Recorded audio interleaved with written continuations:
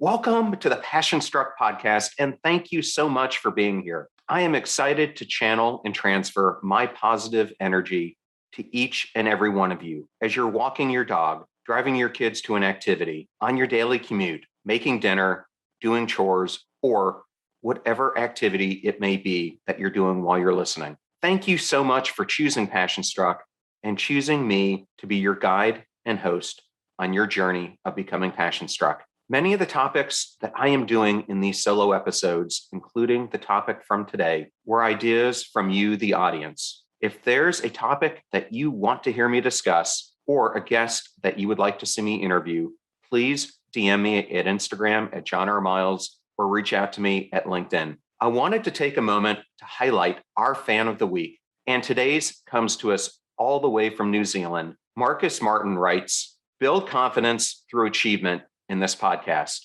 Thank you very much for helping me to bring out the best version of myself." You're welcome. And Marcus, thank you so much for taking the time to write up that review. They mean so much to us in helping us on our mission to make passion go viral across the world. Now let's talk about today's episode. This topic came directly from a listener who asked me, how do you unlock the power of resilience? I decided to take this question on in two parts. Today, I will go into what does it mean to be resilient, what being resilient doesn't mean, introducing the concept of post-traumatic growth, and what are the reasons why some people become more resilient than others. Next week, I will go into the different ways that you can build resilience in your own life. Welcome, visionaries, creators, innovators, entrepreneurs, leaders, and growth seekers of all types to the Passion Struck podcast. Hi, I'm John Miles, a peak performance coach, multi-industry CEO, Navy veteran, and entrepreneur on a mission to make passion go viral for millions worldwide. And each week I do so by sharing with you an inspirational message and interviewing high achievers from all walks of life to unlock their secrets and lessons to becoming passion struck. The purpose of our show is to serve you, the listener, by giving you tips, tasks, and activities you can use to achieve peak performance and pursue the passion-driven life you have always wanted to have. Now, let's become passion struck. One of the chapters in my upcoming book is all about the 5 stages or transitions on the journey to becoming passion struck. And one of the characteristics along that journey for those who achieve stage 4 or 5 is being resilient. Resilience can often be obtained through unforeseen circumstances. Considering that approximately 51% of women and 61% of men report experiencing one traumatic event during their lifetime, the human capacity for resilience is really quite remarkable. Let's face it, experiencing loss and failure is inevitable. At a certain point in each and every one of our life, we all will experience various setbacks, whether they're minor, such as not making a sports team or perhaps not getting the part that you want in the school play, significant, such as losing your job, or traumatic, such as losing a loved one, having a personal illness, or having something like sexual or physical assault. There is no doubt that trauma shakes up who you are, and in turn, what we think about our goals and aspirations after that trauma occurs. As we pass through life, most of us get depressed, dejected, stuck, or hurt. But there is such a big difference in how we respond to it. Some embrace the hardship, and others get buried under the overwhelming weight of it. To which category do you belong? The one that learns from adversity, or the one that experiences intense distress from which they are unable to recover? Survival of the fittest. The same goes with resilience. The more resilient you are, the greater your chances are to survive the hurdles that life throws at you. But what does it mean to have resilience? What isn't resilience? And what are some of the reasons that some people are able to develop more resilience than others? The Passion Struck podcast will be right back. I am so excited about today's sponsor, Athletic Greens, because it is a product that I personally use and love. In fact, Athletic Greens is completely transforming nutrition and helping so many achieve peak performance. This product is so easy to use and make part of your daily morning routine. And that's exactly what happened to me. I just come down every single morning, and the first thing I do is take 1 scoop of their powder, put it in an 8-ounce glass of water, and it tastes amazing. And the product consists of 75 different vitamins, minerals, immune supporting mushrooms, and probiotics. So much here to help your nutrition get the boost that it needs without you having to go to either the store or eat a salad or whatever it may be in our hectic schedules. And with all the stressors that are around us, this is such an easy way to solve your daily nutrition. Now, they are offering my audience a special when you subscribe, and this includes a 1-year supply of vitamin D and 5 travel packs. Go to athleticgreens.com/passionstruck to get started. Again, get your 1-year supply of vitamin D, those 5 travel packs, by going to athleticgreens.com/passionstruck. Now, let's get back to becoming passion struck. So let's tackle the first question. What is resilience? A simple way to answer this is resilience is our ability to bounce back after a setback. It enables you to cope with mishaps, adversity, challenges, and trauma. It forges an armor of hope, strength, and prosperity all around you, preventing dismay from penetrating through. Developing resistance against the negative impacts of unfortunate events in our lives and quickly responding to them is called resilience. And a big thing about being resilient is that it comes the more we know and accept ourselves. When you are comfortable with who you are, you stop trying to be someone whom you are not. Instead of judging things from a particular perspective, you see the world as it really is. It's really going from being self-centric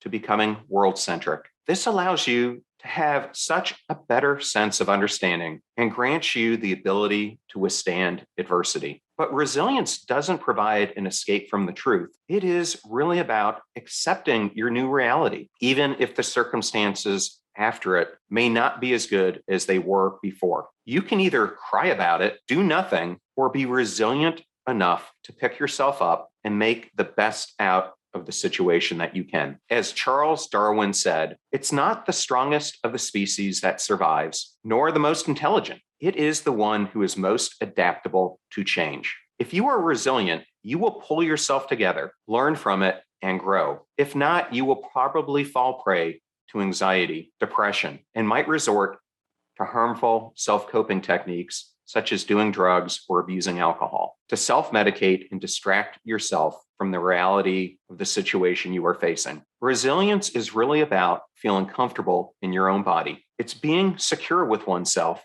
and possessing calmness, confidence, and comfort in one's abilities, because it is totally based on self-belief. If you doubt yourself, your abilities, your decision-making, your superpowers, you will likely go in the opposite direction, thinking that you're not capable enough. Make peace with yourself, and resilience soon shall follow. Resilience involves behaviors, thoughts, and actions that anyone can learn and develop. The ability to retain strength and stability is one that research has shown is accomplished by doing the ordinary, not the extraordinary. Like building a muscle, increasing your resilience takes time and it takes intentionality. Now that we have talked about what resilience is, let's talk about what resilience isn't. Now, being resilient doesn't mean you don't recognize the depth of the loss, or that you don't feel the pain, or that you don't feel the failure. It's really about living with your new reality, even if that reality isn't what you expected or what you want it to be. Being resilient isn't the same thing as having strength. A good way to think about this is that strong winds can take down a heavy tree, but the flexible ones just adapt to them and remain. Flexibility, that's exactly what resilience is. It allows us to have the capacity to adapt to given situations. Furthermore, resilience doesn't mean that you will never give up no matter what. It's really about knowing your limits. If something is not going in your favor, it teaches you when to let go and when to hold on. Resilience isn't something that you inherit. It's a skill that everyone can acquire by altering their behavior, mindset, activities, and habits. Also, it isn't the one and all problem solver. Sometimes in life, you will experience severe or traumatic issues. Like, let's say, possibly that you're working in an extremely hostile work environment with peers or people around you that are badly behaved. Report it or leave it, because you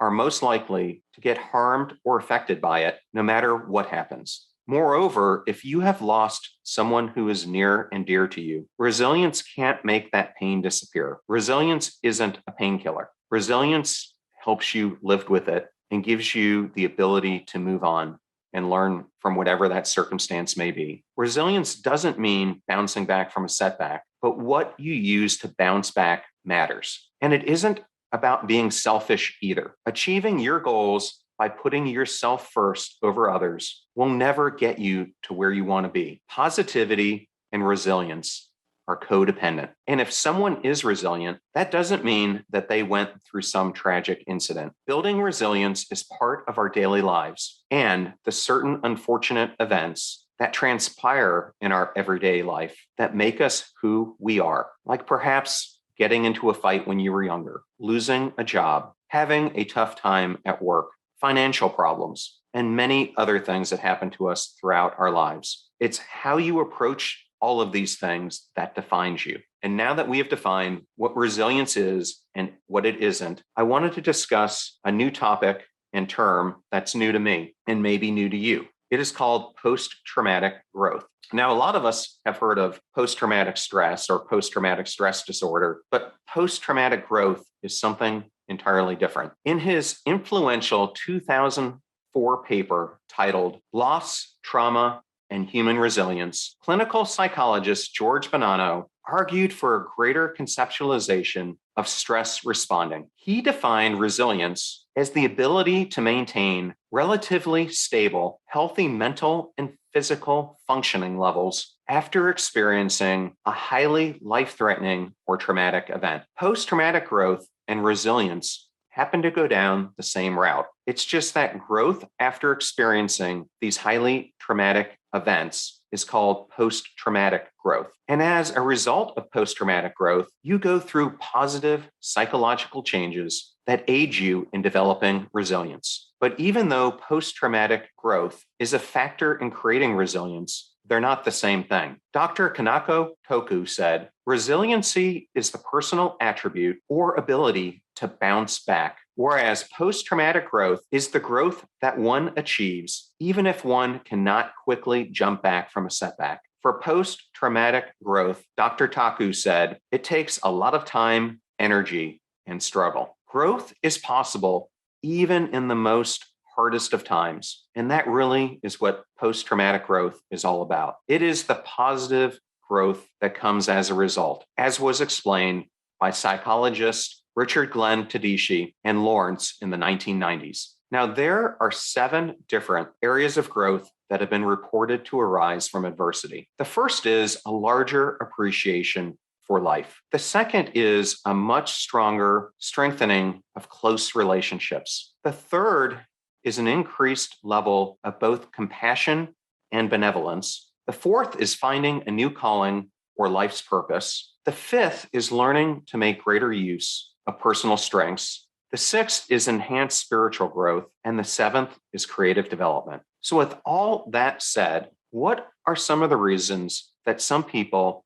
are more resilient than others? As Austrian psychiatrist Viktor Frankl put it, when we are no longer able to change a situation, we are challenged to change ourselves. Resilient people are situationally aware. They understand their own emotional reactions and the behavior of those around them. By remaining aware, they can maintain control of a situation and think of new ways to tackle problems. In many ways, resilient people become stronger after experiencing such difficulties. But what is the underlying reason that makes some people more resilient than others? Even though they may experience similar traumatic events, or possibly the same traumatic event, the degree of its impact on each and every one of us is different. It's the same as having a traumatic brain injury. They are both like snowflakes, and no two snowflakes, as we all know, are the same. According to Donald Meschenbaum,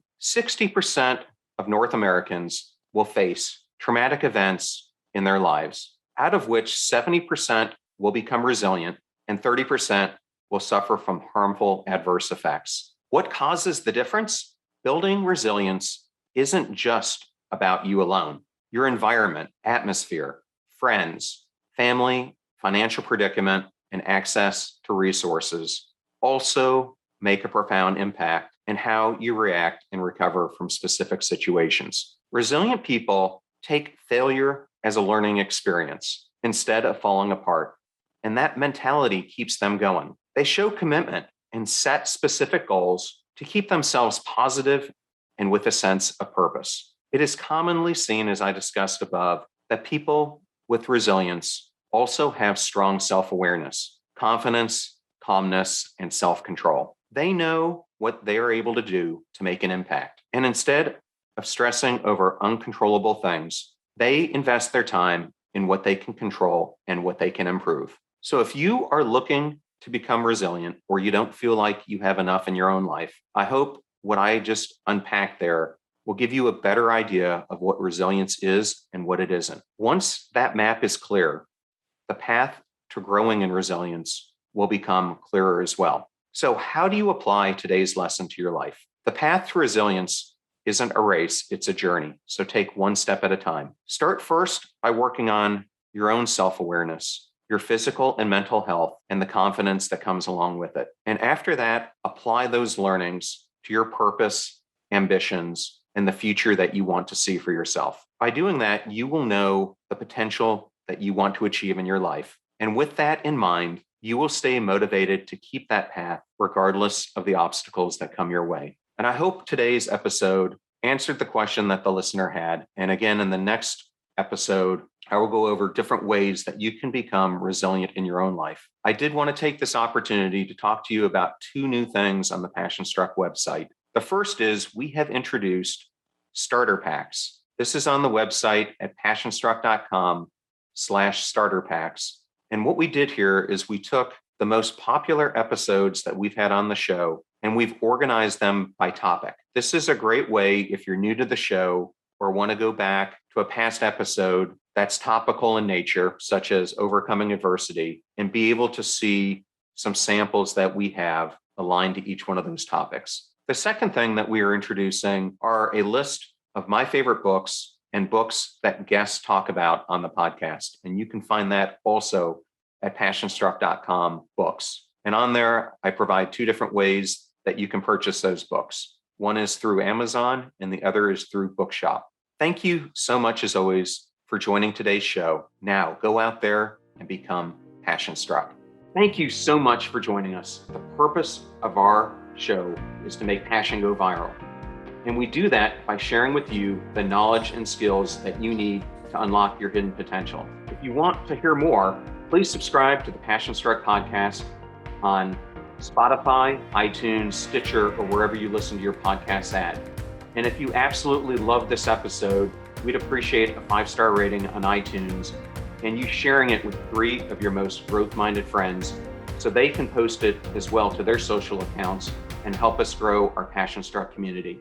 If you'd like to learn more about the show and our mission, you can go to passionstruck.com where you can sign up for our newsletter, look at our tools, and also download the show notes for today's episode. Additionally, you can listen to us every Tuesday and Friday for even more inspiring content. And remember, make a choice, work hard, and step into your sharp edges. Thank you again for joining us.